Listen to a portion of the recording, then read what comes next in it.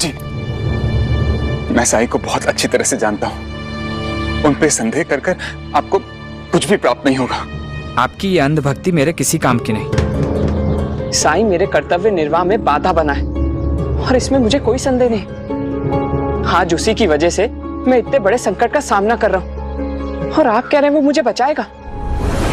बचाने वाले तो कुलकर्णी सरकार है। अगर वो मेरे साथ ना होते तो मेरी आज ही नौकरी चली गई होती। बड़ी मेहनत से पाई है मैंने ये वर्दी।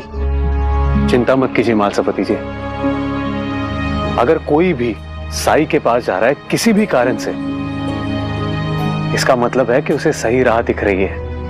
आओ विष्णु, कल बिना प्रसाद लिए चले गए।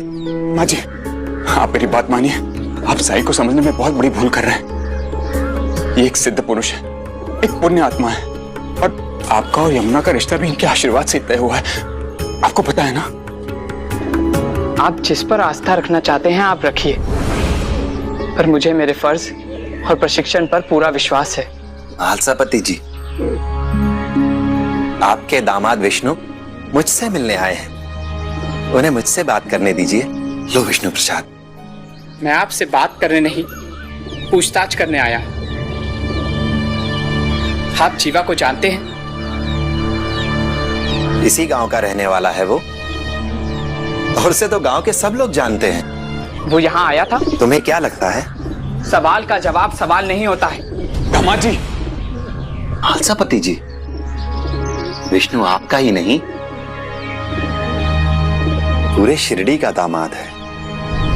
यहाँ के कुछ लोग ये भी कहते हैं कि आप कुछ समय के लिए शिरडी से गायब थे और फिर साधु बनकर लौटे, पर मुझे तो यहाँ पर कोई भगवान की मूर्ति नजर नहीं आ रही। ईश्वर है ही नहीं, और साधु होने का प्रमाण वस्तु वेशभूषा नहीं, साधु होना तो मन की एक अवस्था है जिसमें संसार की समस्त मोह माया अर्थहीन हो जाती है। प्रवचन हो गया हो तो आप अपना परिचय दीजिए। कौन हैं आप? मानो तो सब कुछ, ना मानो तो कुछ भी नहीं। शिरडी में आने से पहले आप कहाँ थे? आपका परिवार, आपके माता पिता? मैं तो हमेशा से यही था, यही हूं और यही रहूंगा। इस ब्रह्मांड में पृथ्वी, जल, अग्नि, आकाश और वायु, इन्हीं 5 भूतों से मेरा शरीर भी बना है, जिससे तुम्हारा।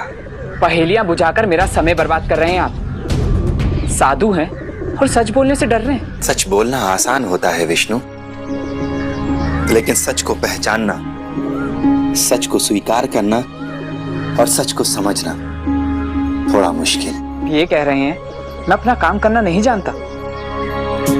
जिसे अक्सर लोग अपना विश्वास समझते हैं, वो हमारा विवेक नहीं, हमारा अहंकार निकलता है। और आप कुछ ना भी बताएं, फिर भी मैं आपके बारे में सब कुछ जानता हूं। आप चोर, डाकू, बागी, ऐसे हर असामाजिक तत्व आपके यहाँ शरण पाते हैं। अंग्रेज सरकार को सूचना देने की जरूरत है, उसके बाद आपको सीधे काला पानी। सारे प्रवचन भूल जाएंगे आप। विष्णु, भाई हमारे लिए भगवान का रूप है,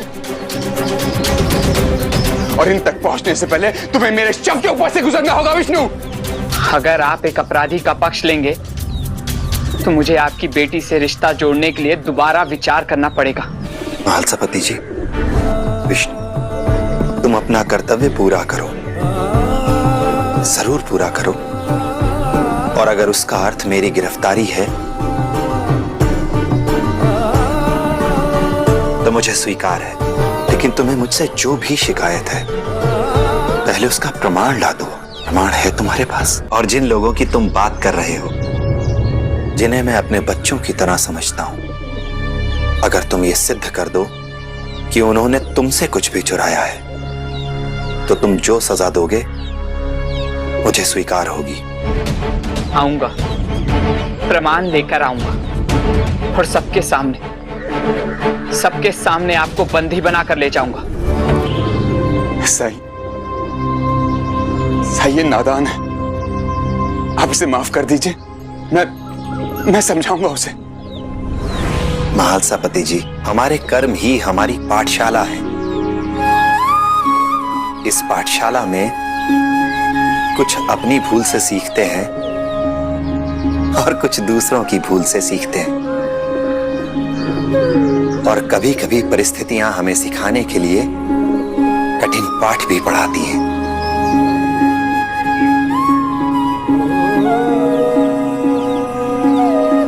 अल्लाह